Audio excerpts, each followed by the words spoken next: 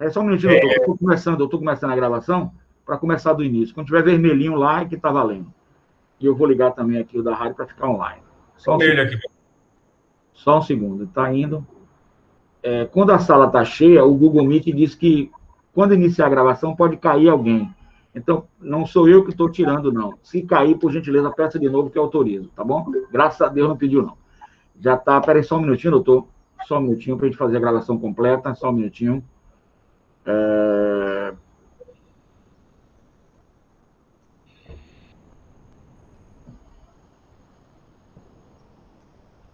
Pronto. Bom dia, bom dia, bom dia. Já estamos no ar. Eu passo a palavra para o nosso juiz presidente dessa sessão. Bom dia a todos os presentes. Por efeito didático, o voto, apesar de ser secreto, né, dos jurados, nós vamos fazer um voto aberto. A gente vai fazer a votação no final dos votos que os jurados vão fazer a respeito dos quesitos, né? Diante da pronúncia, passamos ao início da instrução do plenário. Eu gostaria de saber a presença dos jurados para fazer o compromisso aqui, o comprometimento. Temos quantos jurados presentes?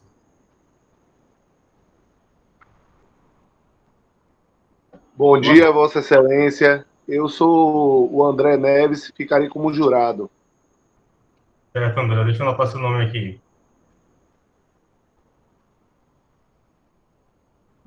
Mais algum jurado presente?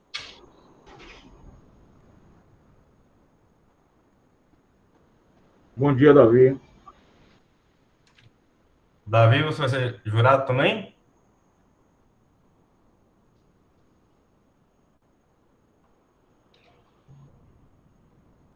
Estou anotando aqui. Deixa eu ver pelo chat. O pessoal está escrevendo pelo chat.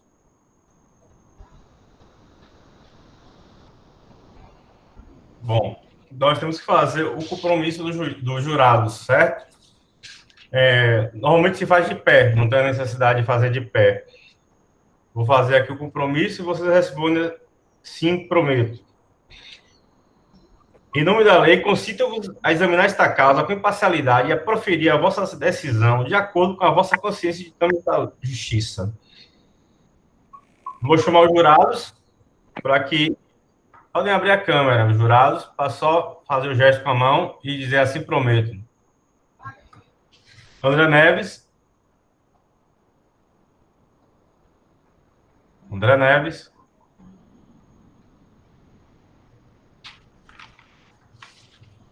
Sim, prometo. Davi Frois. Senhor Davi Frois.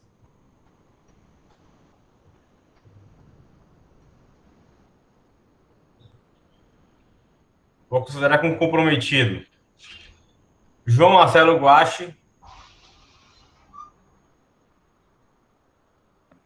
Sim, prometo. Pronto. Por enquanto eu tenho 3 jurados. Então vamos dar início às atividades aqui. Os jurados comprometidos.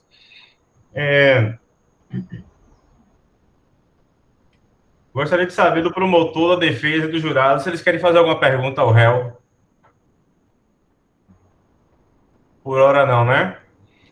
Então vamos instruir. Primeiramente, testemunha de acusação. Tem alguma testemunha de acusação presente?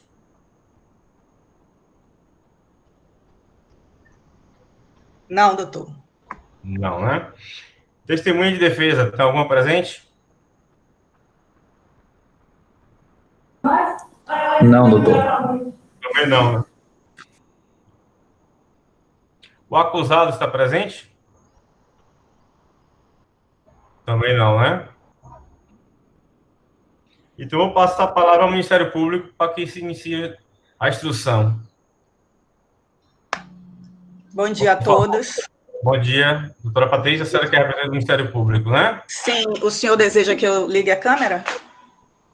Não é necessário, não, mas fique à vontade. Ok. Concedo-lhe a palavra. Bom, eu farei a sustentação oral de acusação do caso Gertrudes Angélica Pedra Carneiro Leão.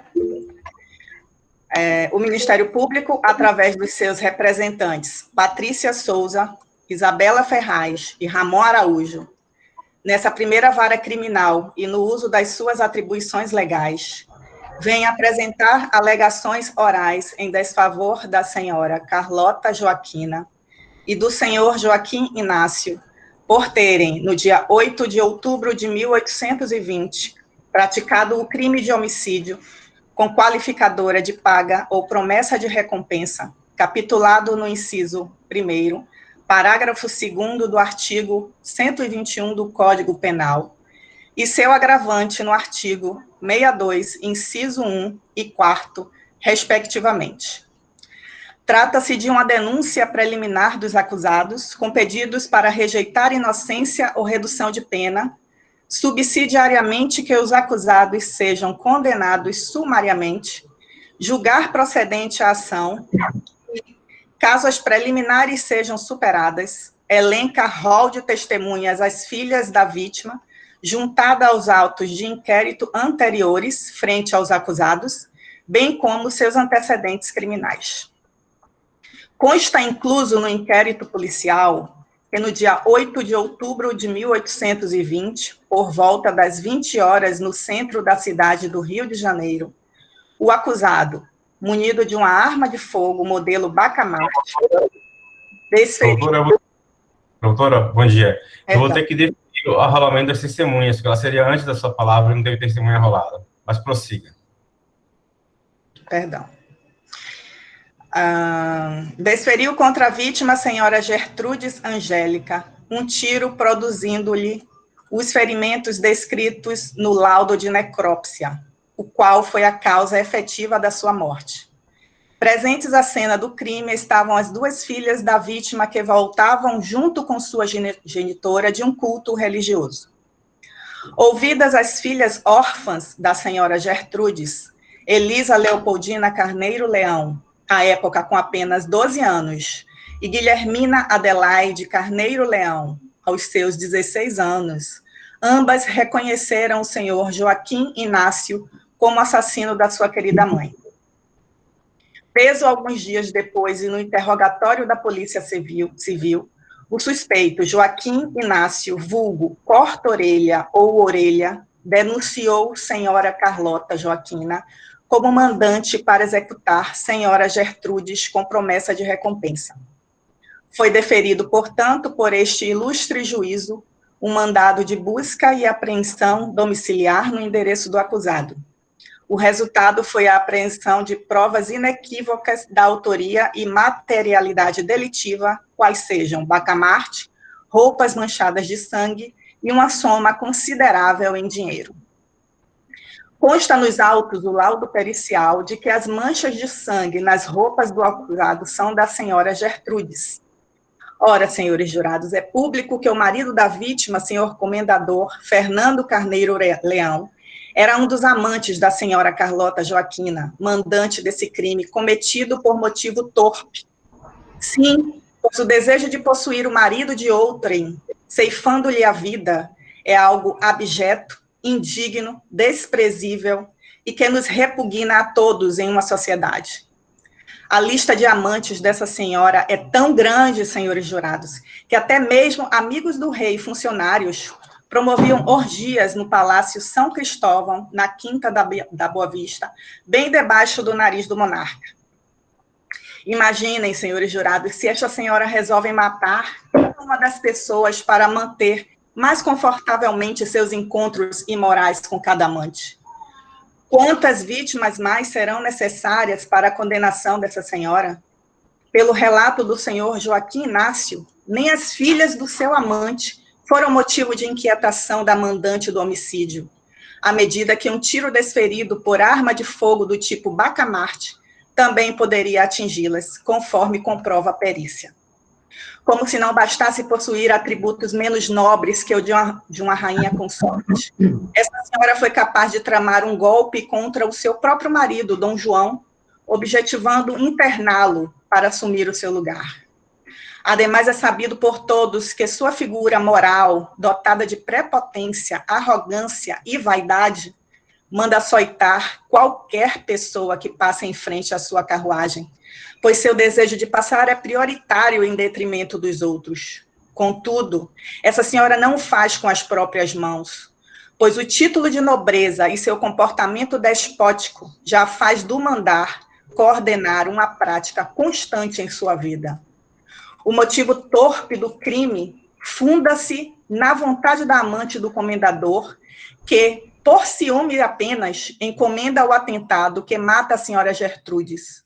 Repito, nem as filhas do seu amante seriam poupadas, já que um tiro fatal de Bacamarte poderia feri-las também. O perito senhor Ricardo Molina afirma ainda: o Bacamarte é uma arma de tiro disperso, ou seja, possui várias munições, não permitindo assim tanta precisão ao alvo. É uma arma que causa dano em curta distância. Foi um único tiro que atingiu a vítima. Isso porque, para recarregar o Bacamarte, leva-se de 1 a 1 minuto e meio. Acontece que a senhora Carlota, não contente com a condescendência da senhora Gertrudes, que incansavelmente tentava manter o seu casamento e criar suas 2 filhas, estas mesmas moças, que dolorosamente, ainda sem alcançar a idade adulta, presenciaram o homicídio da sua própria mãe, pensou que seu título de nobreza fosse um escudo suficiente para não ser julgada e condenada pelos senhores jurados. E é em nome dessas filhas que o Ministério Público vem pedir pena máxima a esse crime totalmente censurável, cuja cena fatídica do dia 8 de outubro de 1820 limitou a felicidade de uma família, de forma que é incalculável o trauma das 2 jovens que, além de presenciarem o homicídio da sua mãe, traumático para qualquer um de nós, ainda tiveram extirpada toda uma vida de dedicação e amor pela sua genitora. É claro que estamos aqui diante de um homicídio, e no caso apresentado, trata-se de um criminoso mercenário, senhor Joaquim Inácio, vulgo corta-orelha ou orelha, denominado contratado, que, por sua vez, no concurso de pessoas, deverá ter sua pena agravada pelo inciso 4º do artigo 62 do Código Penal, e, claro, a acusada que está diante dos vossos olhos, a senhora Carlota, deverá ser condenada pelo crime tipificado no inciso 1, parágrafo 2º do artigo 121 do Código Penal, e ainda por promover e organizar a cooperação do crime de paga ou promessa de recompensa, deverá ter sua pena agravada pelo inciso 1 do artigo 62 do mesmo Código. Diante dos fatos, acrescenta a promotoria que a circunstância de caráter pessoal e de considerada baixeza moral, vergonhosa, repudiada socialmente como algo desprezível, deve ser somada para aplicação da pena máxima de 30 anos para a mandante, senhora Carlota, e recair para o executor, senhor Joaquim Inácio. É o que vem requerer esse Ministério Público com toda a clareza aqui explicitada. Sem mais, agradeço a atenção dos senhores jurados e o Ministério Público encerra a sua fala. Mais alguém representando o Ministério Público, doutora Patrícia?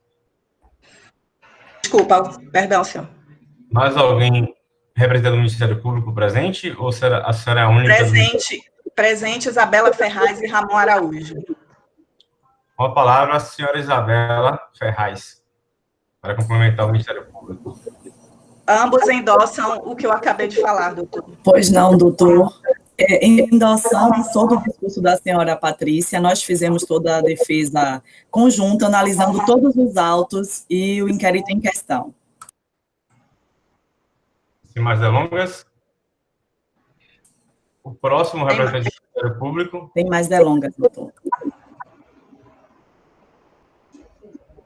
Doutora Patrícia, a senhora me disse no terceiro nome quem é? É Vanderlei? Não. Ramon Araújo. Ramon Araújo pelo Ministério Público. Será que ele está presente? Deixa eu olhar aqui na listinha.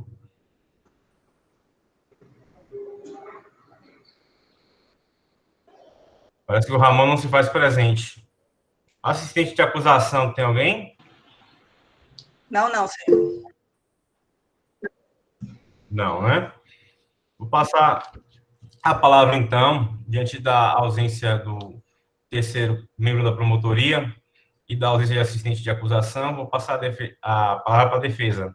Por favor, advogado de defesa, se apresente. Bom dia. Bom dia, doutora. Quem fala é A senhora será a única defesa? Sim, Terá mais alguém? vai ter meus auxiliares. Desculpa. Vai ter meus auxiliares, que vai ser Paulo Barbosa, Fábio Dantas, João Sodé, Leandro Santiago, Vanderlei e Carlos Papa.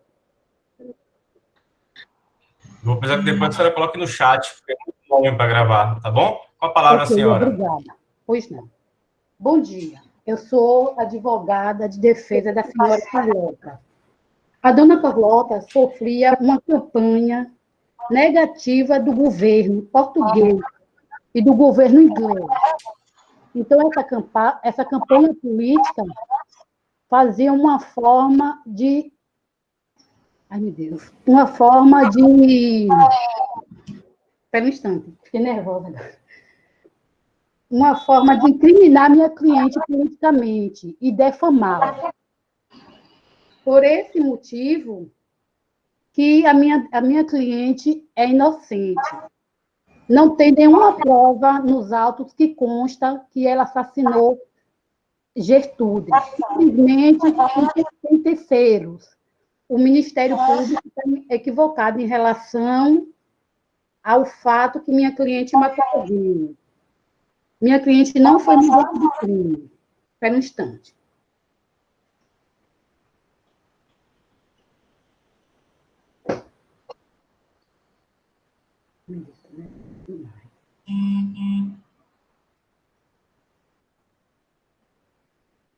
Meus auxiliares, por favor, podem me ajudar?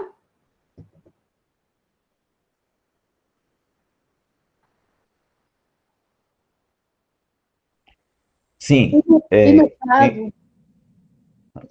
E no caso de Gertrude, analisamos o caso. O assassinato em 8 de outubro de 1820 de Gertrude, a rainha Carlota Joaquina, injustamente acusada de mandante. Em mesmo posto realizado, sofria conceitos cruéis relacionados à sua conduta, devido ao machismo que já existia na época. Percebemos que é um caso para lá de enigmático e que causa enganos de opiniões diante do depoimento. Há bastante controvérsias diante do caso histórico do assassinato, pois analisamos pelo devido processo legal da rainha Carlota Joaquina. Seria inocente e mediante por falta de provas, pois acusações vinham fofocas oriundas e opositoras da primeira da senhora. E também, esse caso, analisado os fatores e os depoimentos históricos, consta que não houve, como já tinha falado antes, não houve nenhuma testemunha de primeiro grau, ou seja, houve testemunhas de segundo, terceiros que testemunharam contra a minha cliente. E também, nesse caso, aconteceu uma coisa. Só um perito, apenas um perito, analisou a questão do corpo de Gertrude. Nessa situação, consta que não houve... Ai, meu Deus. Espera um instante.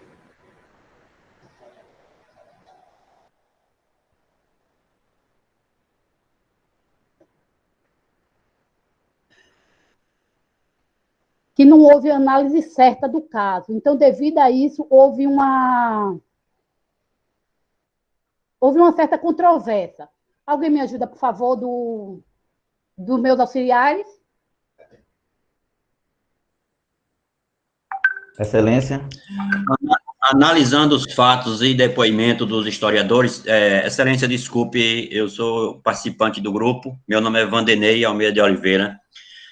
Dando um segmento aqui, colaborando com a nossa colega, analisando os fatos e depoimentos dos historiadores que se debruçaram sobre o caso, não há unanimidade nas conclusões. Um diz que a senhora Carlota seria mandante, e os demais dizem que é inocente, e está sendo acusada injustamente.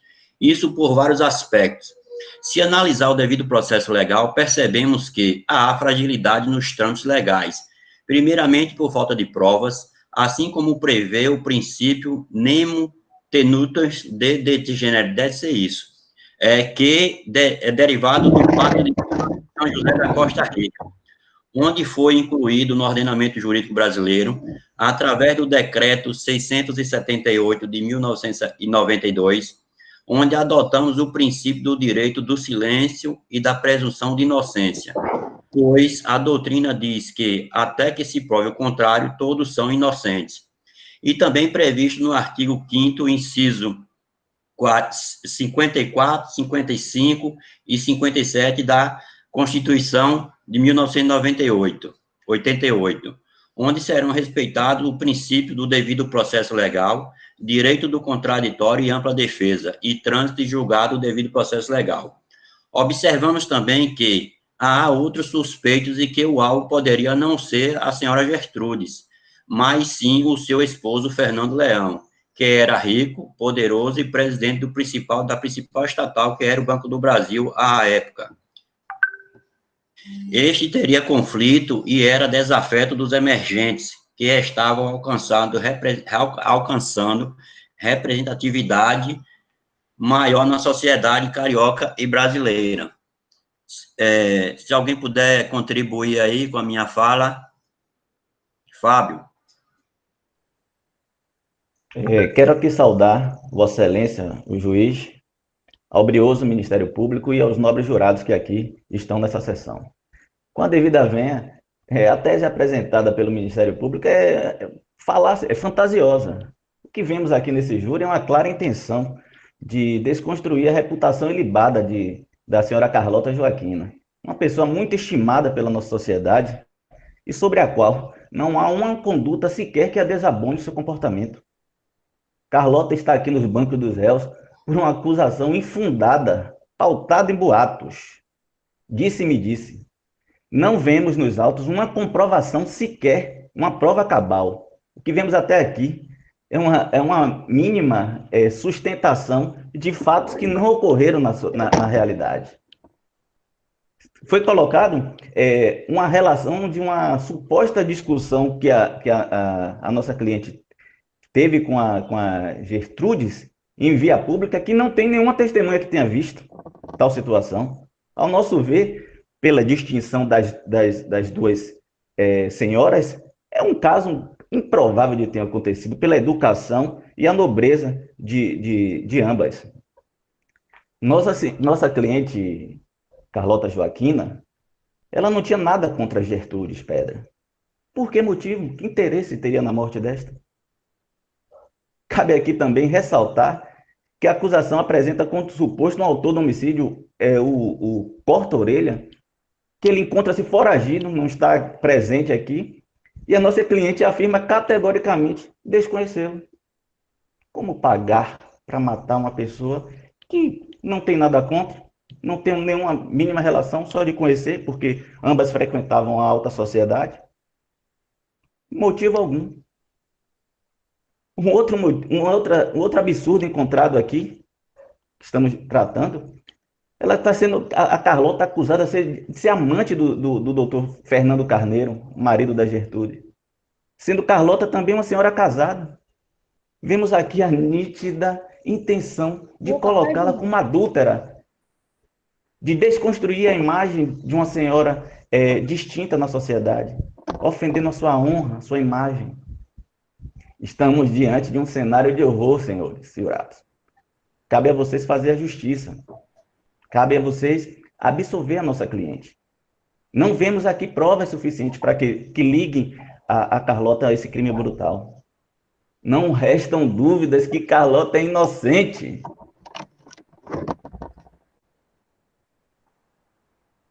Finalizo aqui a minha fala e passo a palavra à advogada principal.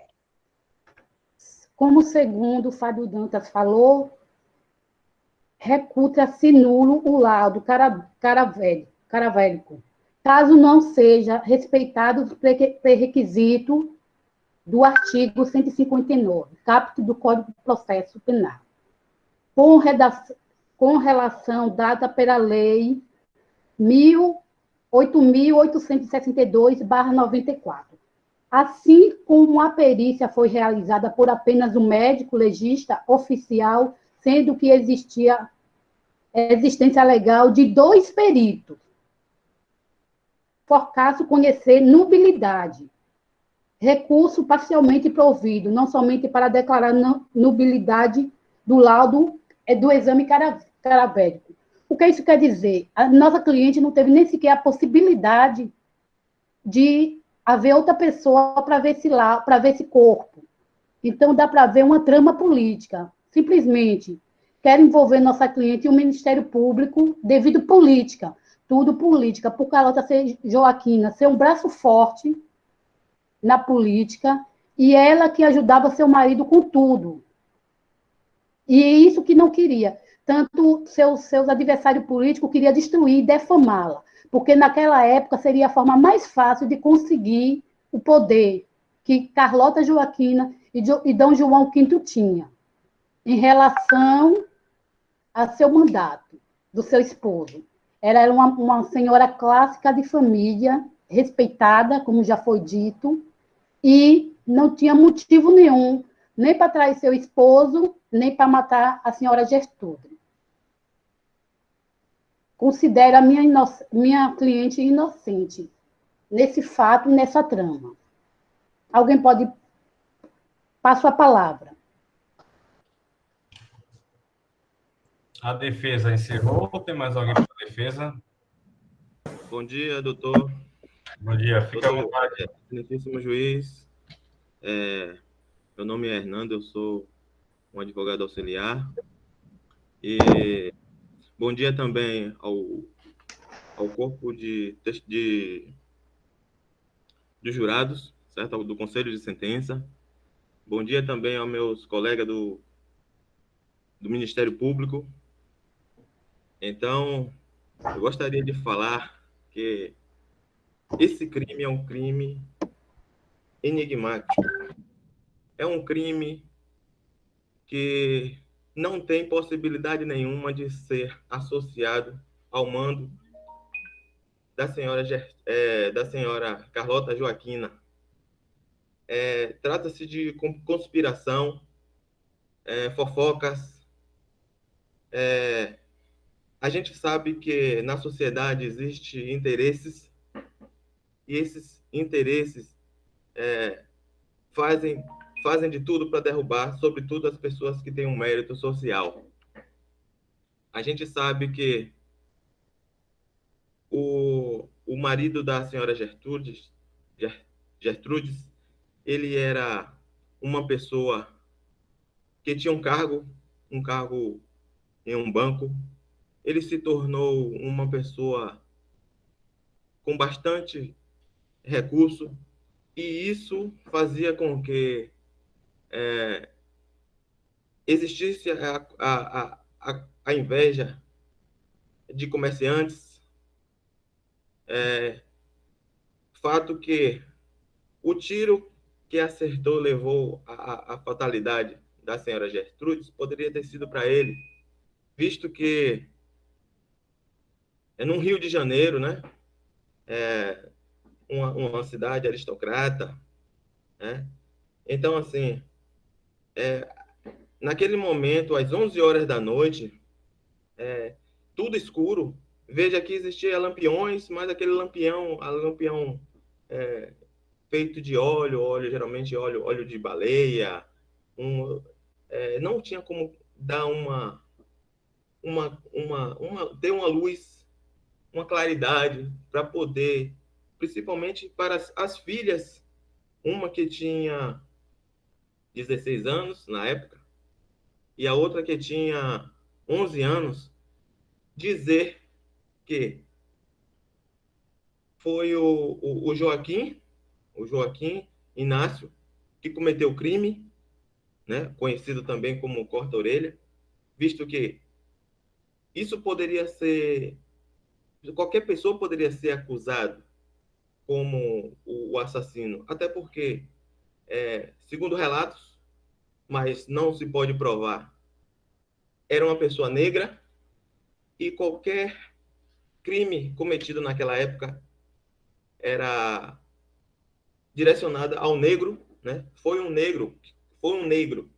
Então, assim, não se pode constatar a autoria do fato, tampouco o mandante, né? Uma vez que a senhora Joaquina, apesar de ela ter sua postura, quando, como foi dito pelo Ministério Público, de passar com sua carruagem e pedir que as pessoas não fiquem em frente, mesmo utilizando de serviços de um negro ou alguém que pudesse ir à frente ali, tirando as pessoas do caminho, isso aí não justifica alegar que ela é a mandante do crime. Tampouco, como o colega há pouco falou, senhores jurados, não, a gente não pode incriminar uma pessoa apenas porque a gente estava, porque a senhora Joaquina estava em um local onde a vítima Gertrudes também estava, e houve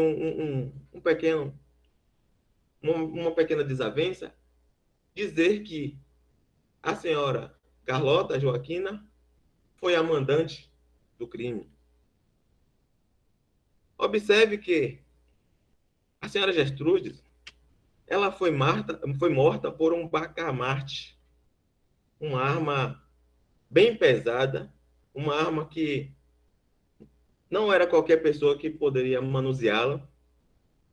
É uma arma de 3/4 de polegada. Ela solta esferas. E à noite é muito difícil saber quem poderia ter dado aquele disparo. Uma vez que, quando se ouve um disparo de arma, as pessoas só querem se abrigarem. As pessoas se abaixam, as pessoas se escondem, né? A gente não sabe nem quem pegou.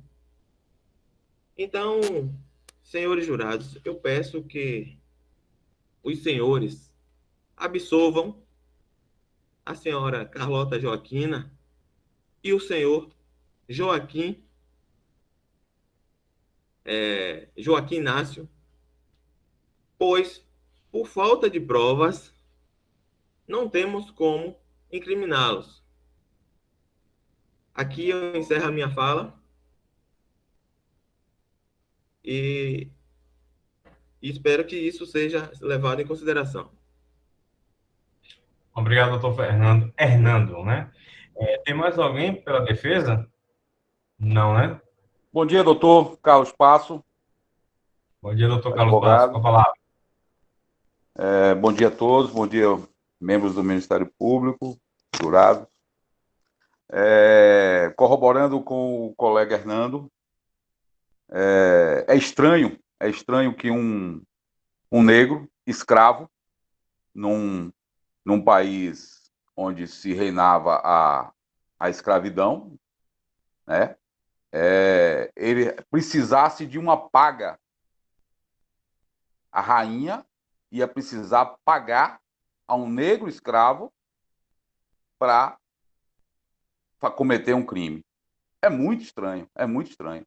Promessa de pagamento. Olha, se um simples mortal, detentor de ser dono de escravo, detentor de um escravo na época, era só ordenar, você imagine a rainha. A rainha, o que um escravo não faria, quanto mais uma pessoa comum, um advogado, qualquer outra pessoa, um servo qualquer, um membro da sociedade, você imagine um escravo, se teria chance. Então, não há nenhuma evidência que tenha sido cometido esse crime a mando da rainha Carlota Joaquina. Até porque, como falou o colega Hernando, 11 horas da noite, no Rio de Janeiro, onde se não tinha energia elétrica, era candeeiro, chegando em casa, para se dar um tiro de arma daquela, precisava de uma distância muito curta, porque as filhas estavam ao lado da mãe. Para não atingir ninguém, é uma escolha assim de uma pessoa. Outra coisa, o Corta-Orelha era um escravo. Ele não era uma pessoa capaz de manusear a arma com essa habilidade para saber que precisava atirar bem próximo para não atingir as filhas. É uma escolha muito determinada. Então, não faz o menor sentido. Não faz o menor sentido. Tentar apequenar a vida da rainha. Porque, por mais que fosse eminente, né, a senhora, esposa do presidente do Banco do Brasil, né, o Banco do Brasil, um comerciante, ela também vindo de origem aristocrata, dos Pedra de Portugal, né, comerciantes conhecidos, né, nobres, não fazia sentido a rainha mandar matar. Por quê? Qual o motivo? Qual o motivo? Então, complementando a fala do doutor Hernando, vemos aí justamente uma acusação injusta, leviana, sem o menor sentido, não faz sentido algum, e se dá essa notoriedade, inclusive, a um escravo. Numa época onde um Rio de Janeiro, com 120 mil pessoas de população, um escravo tivesse essa proteção, né? Essa possibilidade de cometer um crime e sair pela rua andando e fazendo o que quisesse. Muito difícil, muito difícil. Então, peço que seja completamente inocentada a nossa cliente por falta de prova testemunhal. Quem são as testemunhas? É muito estranho, é muito estranho. É uma acusação leviana, Encerra aqui minha fala. Bom dia, obrigado. Para Bom finalizar... dia. Não pode falar, eu falo. Bom dia, excelência. Bom dia, nobres colegas do Ministério Público. Bom dia, senhores jurados. Aqui quem vos fala é Leandro Santiago, assistente da defesa, que trago alguns endossos para fazer sobre a nossa tese da defesa. E alguns questionamentos para serem feitos também em relação a esse caso enigmático da senhora Carlota Joaquina e Pode prosseguir, doutor Leandro. Da senhora Gertrudes.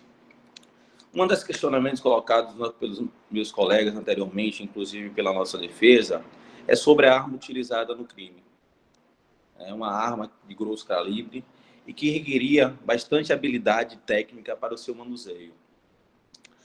Assim como há depoimentos, né, para a acusação, feito, nós entendemos pela emoção que foi dado pela filha da senhora Gertrudes, há também depoimentos que o alvo daquele assassinato não seria a senhora Gertrudes, sim o seu esposo, o senhor Fernando Lobo.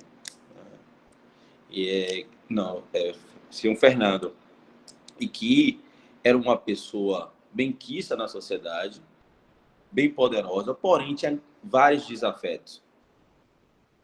E que seria o alvo daquele fático dia, não a senhora Gertrudes, mas sim o senhor Fernando. Um outro ponto para ser questionado, que é também colocado pelo Ministério Público, né, na sua acusação, é o local e a visibilidade na cena do crime. Era noite, 11 horas da noite, dia 8 de outubro de 1820, e o que iluminava era um candeeiro com óleo de baleia, o que dava pouca visibilidade. Ora, se era um escravo, né, o assassino, o criminoso, que dizem que cometeram o crime, como teria as filhas da senhora Gertrudes à época, com 12, 16 anos, né, ter visto claramente o criminoso, o assassino. Então, é mais uma dúvida que vive em torno do caso enigmático desse assassinato da senhora Gertrude, tendo como vítima, né, a senhora Carlota Joaquina, vítima de conspiração de um movimento que tentava derrubar o governo à época, que já havia instabilidade, sendo acusada injustamente por esse crime bárbaro à época, porque não é o mesmo tempo, mas eram ocorridos, né, no máximo 3 homicídios por ano no Brasil. Então, um caso de assassinato como esse gerou grande repercussão. E seria um dos acusados, até de forma um pouco debochada, um escravo, como meu colega Carlos Passos colocou muito bem. Se a realeza tinha poderes para mandar fazer qualquer atividade sem nenhuma limitação, seria mesmo a mandante de um crime, uma realeza, uma rainha, pagar, como é que pagaria, mediante a paga em promessa de recompensa, um escravo, que não tinha nenhum direito, né? Se é que existia a palavra direito à época. Outro questionamento que a defesa faz é sobre as testemunhas, né, e provas desse caso. Não há sequer uma prova que ligue a senhora Carlota Joaquina ao caso de assassinato da senhora Gertrudes. Uma prova sequer. Uma prova testemunhal, porque filhas são provas declarantes, não são provas compromissadas. Nós entendemos a emoção vivida pela família e a gente sempre procura um culpado. E esse culpado, infelizmente, como um bode expiatório, é a senhora Carlota Joaquina. Não há nenhuma perícia no decurso da denúncia que pudesse provar ou ligar a senhora Carlota Joaquina ao senhor, né, Orelha, vulgo Orelha, e a quantia mencionada em dinheiro sequer existiu, assim como trouxe a acusação. Não foi detectada a quantia em dinheiro e sequer foi encontrado o senhor Orelha para prestar um depoimento. Como também não houve o inquérito processual. Senhoras e senhores, nós pedimos que não seja condenada e ceifada mais uma família ou mais uma vida com o cerceamento da sua liberdade que teria a senhora Carlota Joaquina se porventura viesse ser condenada. Porque nós perdemos aí já a vida de uma dama da sociedade, né, que tinha inclusive relações amistosas com a senhora Carlota Joaquina, porque compunha a alta sociedade à época, e com essa injusta condenação, com essa injusta acusação, a senhora Carlota Joaquina, inocente, que sofre, né, com essa acusação, estaria também tendo a sua vida, né, a sua família deslacerada por uma possível condenação. Nós encerramos, né, a nossa defesa e convictos, né, de que estamos pautados na justiça e pedimos a inocência do arquivamento do processo da senhora Carlota Joaquina. Senhores, eu agradeço a atenção. Obrigado. Encerrada a instrução, iniciaremos os debates finais. Com a palavra ao Ministério Público.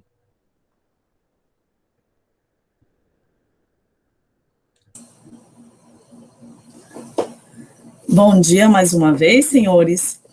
Conforme os relatos apresentados pela defesa, os trajes à época, né, eram diferenciados perfeitamente quanto à questão de gênero, então não há o que se falar em confusão no que diz respeito a senhor Fernando ou a senhora Gertrudes. Referente à motivação de discussão na porta da igreja, a acusação não manifestou sobre isso, pois tratavam-se realmente de boatos, não houve na nossa peça, realmente, relatos sobre isso. Quanto à questão de remuneração, sim, para o custo de fuga, para que não fosse revelada a identidade do mandante, é necessário ter recurso. Mesmo o escravo necessita de um recurso para empreender fuga. Quanto ao inquérito, né, estamos aqui presentes por conta do inquérito, afinal, não haveria júri sem a apresentação deste inquérito. Então, hoje, por fim, a justiça será feita, sendo, então, a senhora Carlota, temos essa convicção condenada por unanimidade por esse júri, porque a justiça deve prevalecer. Sem mais delongas, encerro aqui a nossa acusação.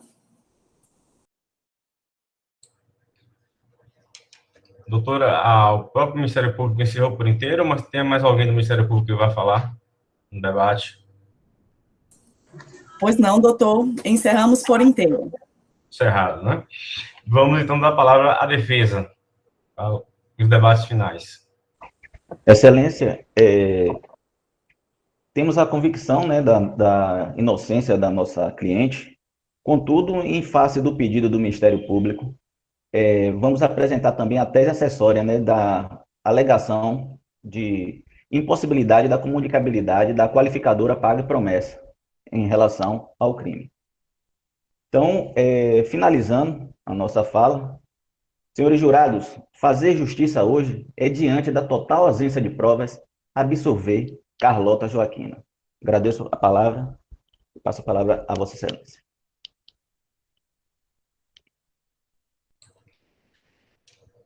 O Ministério Público teria direito à réplica. Tem interesse, doutora? Doutora promotora? Não, excelência.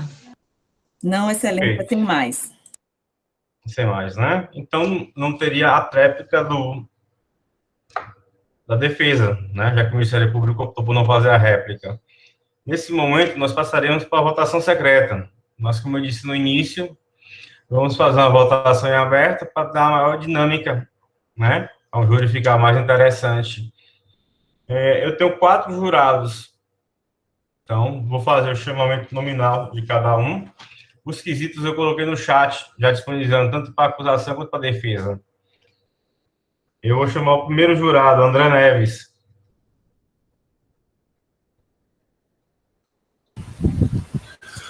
Pois não, Vossa Excelência. Eu vou repetir aqui os quesitos, e o senhor vai respondendo sim ou não, tá bom? Ocorreu a morte de Gertrudes Pedra Carneiro Leão, vítima de disparo de fogo? Sim.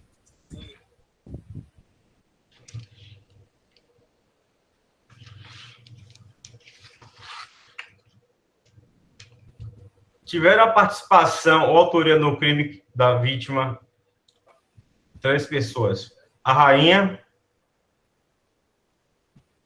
Sim ou não? Sim. O Fernando? Sim. O Joaquim Inácio? Sim. O jurado absolve algum dos réus? Não.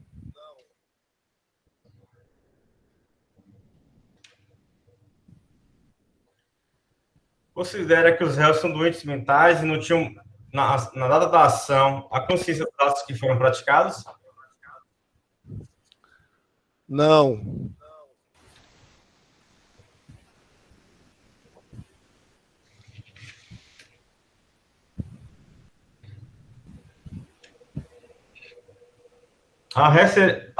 Os réus seriam enquadrados no crime de homicídio qualificado na qualificadora de paga ou promessa? Artigo 121. Sim. Sim. Tipos 3, né? Isso. Obrigado. Dispensado. Segundo jurado, Davi Frois. Bom dia, Vossa Excelência, a todos presentes. Bom dia. Quer que repita os quesitos ou você já pode responder? Não preciso, eu respondo. Pronto. O quesito 1, sobre a morte. Sim. O quesito 2, tem 2 papéis diferentes aqui, só um minutinho. Todos tiveram a participação na autoria do crime? Não. Você diria não para quem? Qual os 3? Sim. Não entendi. Os 3? Os 3, sim, absolve. Só absolve os 3. Sim. Mas a segunda pergunta é se eles tiveram participação na autoria do crime. Não. Não tiveram participação no crime. Nenhum dos 3. Isso.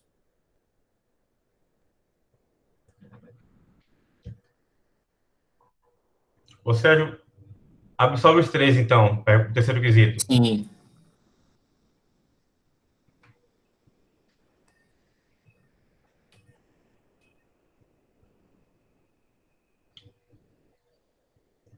Os réus você consideraria doente mental? Não. Não. Ótima pergunta, você está liberado pelas suas respostas aqui.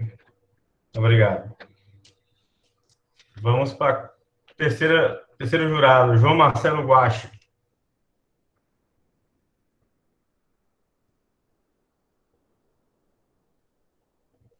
Senhor Marcelo? Bom dia, Vossa Excelência. Bom dia, senhor Marcelo. O senhor verificou os quesitos que foram lançados? Por favor, repita os quesitos, por favor. Não lhe ouço. Por favor, repetir. Certo. Ocorreu a morte de Gertrudes, Pedra Carneiro Leão, vítima de disparo de arma de fogo? Sim. O jurado absolve a Rainha Carlota, o Fernando, o Joaquim. Pode ser individual a resposta. Absolve quem? 3? Absolvo os 3.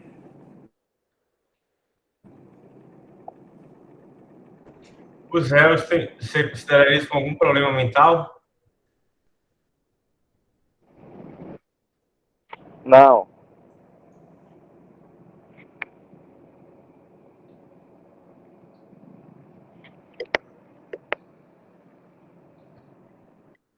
Ok, agradecido. Último jurado, Carlos Passos.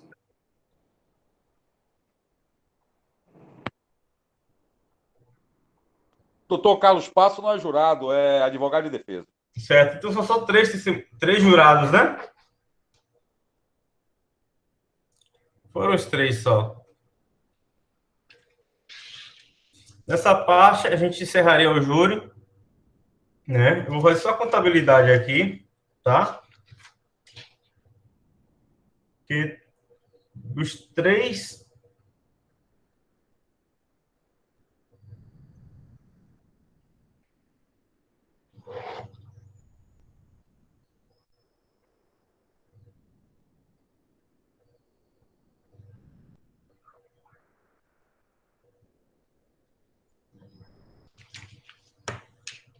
Doutor Martinez, nesse momento a gente preferiria a sentença. Eu vou passar para o doutor Martinez. Eu fiz a contabilidade dos votos agora, doutor, e foi 2-1 pela absolvição. Qual a palavra, doutor? Doutor Martinez?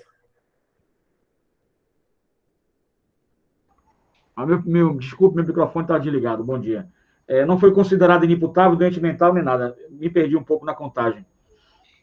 Foi 2-1 pela absolvição.